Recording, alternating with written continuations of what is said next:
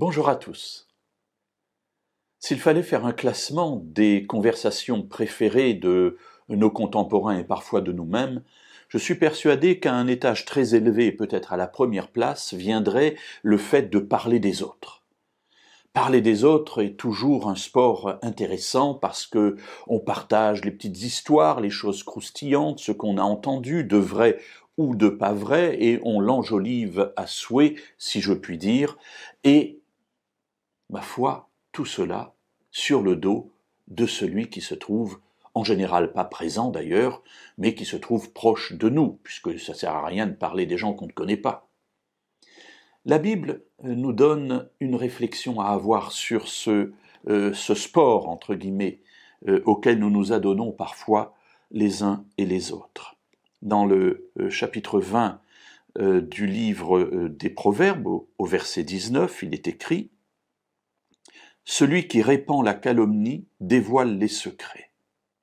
Ne fréquente pas celui qui ouvre ses lèvres. » Alors ici, permettez-moi de corriger un peu la traduction, parce que celui qui répand la calomnie dévoile les secrets, alors c'est plutôt une médisance. La différence entre médisance et calomnie, c'est que la médisance, c'est qu'on dit du mal de quelqu'un, mais cette chose est vraie, ou en tout cas je pense qu'elle est vraie, alors que dans la calomnie, je dis du mal de quelqu'un, mais ça n'est pas vrai. J'invente de toutes pièces ce que je dis. Or ici, le verset 20 nous dit que le verset 19 nous dit que celui qui répand la calomnie dévoile les secrets. Ce qui veut dire qu'il y a bien des secrets à dévoiler, des choses réelles, et c'est plutôt donc de la médisance.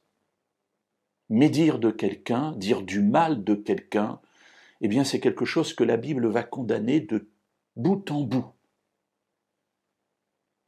Ne jamais dire du mal de quelqu'un. Et ce passage des Proverbes nous dit pourquoi.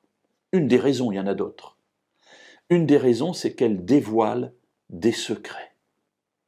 Une personne a voulu garder quelque chose dans le secret qui concerne sa vie, qui ne concerne pas les autres, qui concerne sa vie. Moi, j'ai été mis au courant de cela et je me permets de révéler cela à d'autres.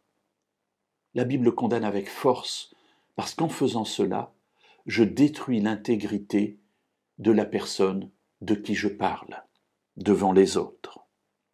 Alors, le conseil est immédiat. Ne fréquente pas celui qui ouvre ses lèvres. Paul pourra dire « éloigne-toi de ces gens-là ». Alors mes amis, faisons attention parce que nous pouvons nous dire qu'il nous faut nous éloigner de ces gens-là. Mais parfois ces gens-là, c'est nous. Alors faisons attention de ne pas être ceux dont s'éloignent les gens que nous rencontrons, parce que nous sommes ceux qui ont des lèvres, qui apportent la médisance, voire la calomnie.